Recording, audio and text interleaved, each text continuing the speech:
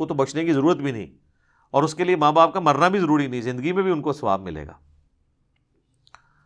پھر وہ کلمہ بھی پڑھا جاتا ہے، کہتے ہیں جی 70,000 دفعہ کلمہ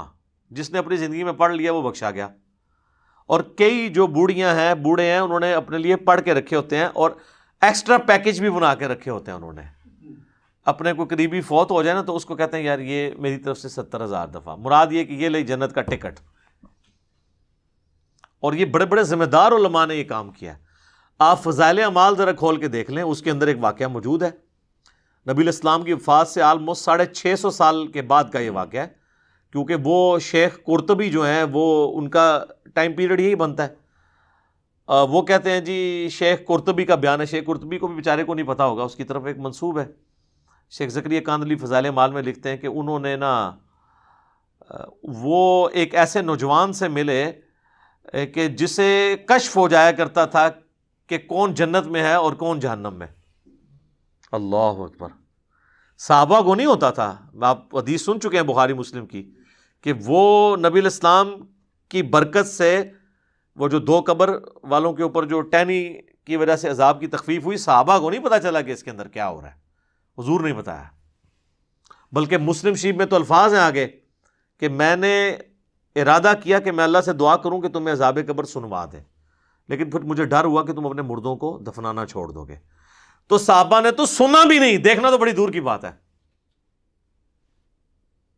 بخاری اور مسلم دونوں میں حدیث ہے، ایک مدعم نامی غلام تھا حضور کا، جو آپ کے سواری کا کجاوا کسا کرتا تھا۔ غزوہ خیبر کے موقع پر ایک نامعلوم تیر لگا اور وہ شہید ہو گیا۔ صحابہ نے کہا یہ تو سیدھا جنتی ہے، حضور کا خدمت گزار ہے، ظاہر ہے جی ہم بھی ہوں تو یہی کہیں۔ آپ فرمایا تم جنت کی بشارت دے رہے ہو، اس نے مال غنیمت سے ایک چادر چوری کی تھی، اللہ نے مجھے دکھایا، وہ آگ کی بنا کے اس پہ ڈال دی گئی ہے۔ اب باقی اصحاب میں سے اگر کسی نے ایک رسی بھی چھوٹی سی یہ سمجھ کے اٹھائی کہ مال غنیمت میں اس کی کیا ویٹیج ہے اور گھر لے گیا تھا، فوراً گھروں کو باغے لا کے حضور کے پاس جمع کروائی کہ بھئی یہ آپ ہوتے تو آپ کہتے جو کچھ بھی ہیں تیرے محبوب کی امت سے ہیں۔ تو محبوب کے ساتھ جو ڈائریکٹلی اٹیچ بندہ ہے اس کو اس نسبت نے کام نہیں دیا جب اس نے کام غلط کیا، کیونکہ محبوب کے ساتھ تو آپ کی رشتہ داری ہو سکتی ہے، اللہ کا کوئی رشتہ دار نہیں ہے سر، اللہ کے ساتھ کسی کی رشتہ داری نہیں ہے۔ تو آپ جو مرضی لوگوں کے بارے میں فیصلہ کریں۔ بال وہ شیخ قرطبی کہتے ہیں کہ جی اس نے نوجوان نے چیخ ماری، اس نے کہا میری ماں کو جہنم کی جانب لے کے جا رہے ہیں فرشتے۔ تو وہ شیخ کہتے ہیں کہ میں نے دل میں ارادہ کیا کہ میں نے یہ سنا ہے کہ جو 70,000 دفعہ کلمہ پڑھ لے اس کی مغفرت ہو جاتی ہے، تو کہتے ہیں میں نے اس کی تصدیق کرنی تھی کہ یہ جو کہتے ہیں نا آواز آئی، پتہ نہیں یہ آواز ٹھیک آئی ہوئی ہے کہ غلط، قرآن حدیث میں تو کہیں نہیں ہے۔ تو کہتے ہیں میں نے دل ہی دل میں نا وہ 70,000 دفعہ کلمہ پڑھا ہوا TCS کروا دیا کوریئر سروس کے تھرو،